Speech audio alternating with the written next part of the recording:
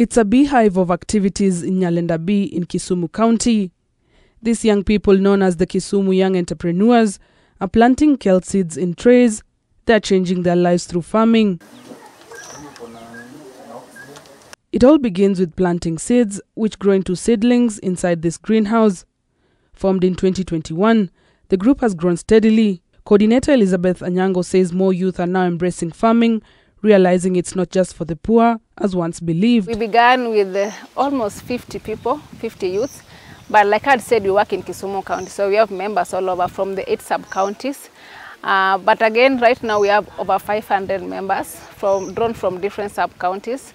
So like any other organization, we have the management part and the other members. So Kisumu Young Entrepreneurs also has a management.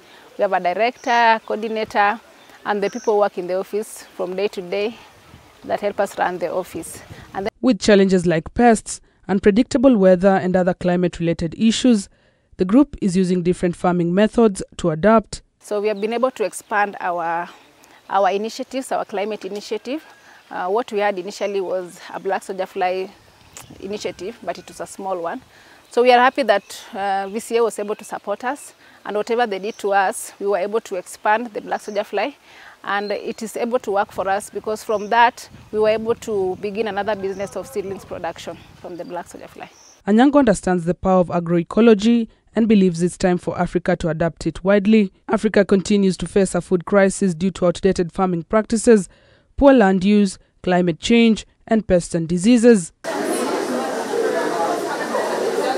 To address this, Kenya hosted the Consultative Group on International Agricultural Research, also known as Science Week, to explore how research can transform agriculture in Africa. One key focus was bridging the gap between science and farmers, a link that has long been missing.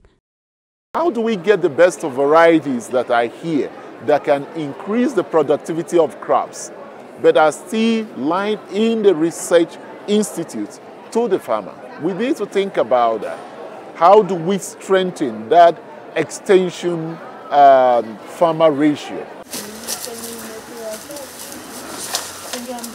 Back in Kisumu, the youth have built a charcoal cooled storage room to help reduce food waste between the farm and the market. We make manure. The manure, we use it to plant our vegetables, and also in the vermi we use some of the manure.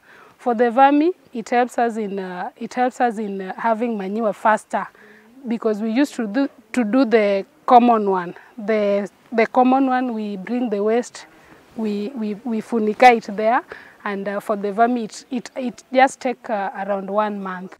Nearby, another group, United Solutions West Group, is farming with worms, a method known as vermiculture. They also grow vegetables in vertical pipes. Vermiculture is key in sustainable farming, as it restores soil health naturally. The worms produce organic manure and a liquid fertilizer known as vermiliquid used to nourish crops. Both groups are supported by various organizations on a program supporting climate-friendly solutions in informal settlements. We've also done what we called climate change risk and vulnerability mapping, where we map out the different risk and vulnerabilities of different groups, and going deep into the kind of vulnerabilities that they are facing and the areas in which these are. That includes which areas are mostly prone to flood and what are some of the adaptation measures that can be taken. With a young population ready to innovate, Africa can move from food scarcity to self-sufficiency, even in the face of climate challenges. Gertrude Burgay, K24 TV.